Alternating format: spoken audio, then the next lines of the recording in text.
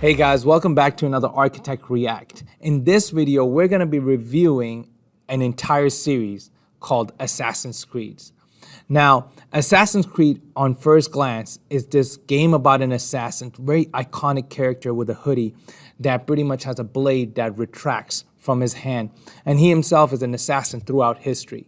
The game centers around one character that is synced throughout his lifetime, and this person goes back, has a machine that allows him to go back through different time eras and live his life as an assassin in that era or in that particular Assassin's Creed, right? But when it comes to doing a deep dive and understanding the game, it is a great contribution to architectural history. So one of the things that the designer or the game designer focused on was meticulous attention to accurate details, historical accurate details, and that extended into architectural work. So one of the things that you will find is you're walking around the city and you'll realize it's the exact layout of the city at that time. And the building are accurate to that time as well. Let's look at Notre Dame, for example. Look how well it is detailed to the actual Notre Dame. Now, if you were to then take a glance at, let's say, Third Crusades, you can see buildings in that area as well. So throughout the series, you have a glimpse shot of Paris at its pinnacle, right? You have a shot of Florence, Italy, when you're looking at like the Medici Chapel or you're looking at Santa Maria, the great attention to architectural detail. The aspects of the game that contribute back to the architectural element is astonishing, because one of the things that you could not do as an historian was you could not climb the Notre Dame, right? There's a parkour-like element to the game which allows you to explore the game at a different vantage point, at a different perspective. What would the building look like from that point of view? What would the architect see if he got to the top of the chapel?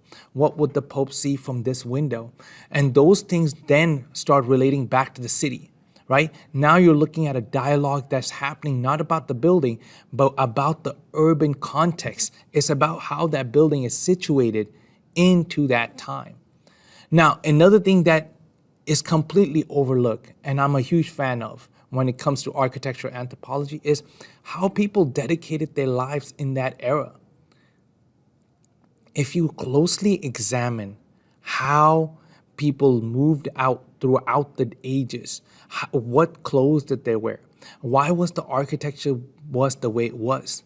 What circulation patterns were they? What animals did they rely on? What food did they eat? What was the market sculpture like? The architecture is embodied within that living city.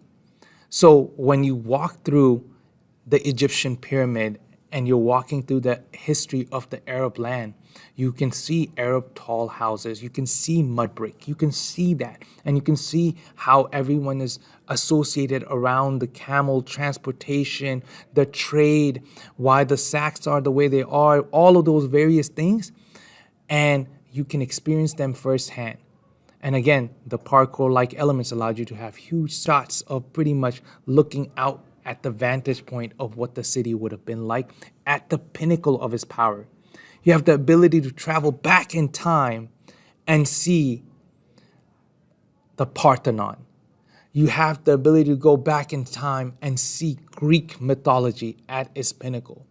What historians have gathered and took eras and what used to take years to teach in architectural history books and classes that you take as an architect, then are now just pretty much, like they say, a picture's worth 1,000 words. So it is delivered to you instantaneously. You're in that moment, Now, when it comes to which one of these games would I recommend, which one of these games stand out to me more than the other, I would say live the time in every one of those aspects. I would say you would go through the entire series. At least you will get to see what the pirates saw. Because what you find yourself is this man is in the middle of brink of war. You're able to understand the war culture. You can understand what it was like to be in a Ptolemaic period in the Egypt, or the pinnacle of Arab Empire. You're able to see what it was like to be in a Peloponnesian War. You're able to associate yourself in those moments with those warriors. You're able to see what kind of conflict, what kind of battle was it like. And this cannot be captured in words. And the idea is when you see what the person's wearing, what you see is how the person dressed, how the house itself functioned for that era of that time, for that person as a warrior, you realize, hey, there's something you cannot learn simply in an architectural history book. So for those historians that travel around and they gathered so much knowledge, and you embody that in the game. Now, one of the things that is creative aspect of this game is there's like catacombs and things that are built off the game to just fit the narration or the actual storyline of this assassin, right? Some hidden passages that we didn't know about, right? And that's the creative aspect of the game. But when you are walking around and you find yourself around the Colosseum in Rome, or you see yourself walking the streets of Rome, and people are wearing togas and they're wearing the ethnic attire of that time, you cannot revisit those times. It's almost like visiting a different country. You're now taking in culture, historic culture. And again, I can't say this enough, the meticulous detail in this game is impeccable. It's unlike anything for architectural history. Please enjoy the game and continue sending me videos, like and subscribe. Follow for more content.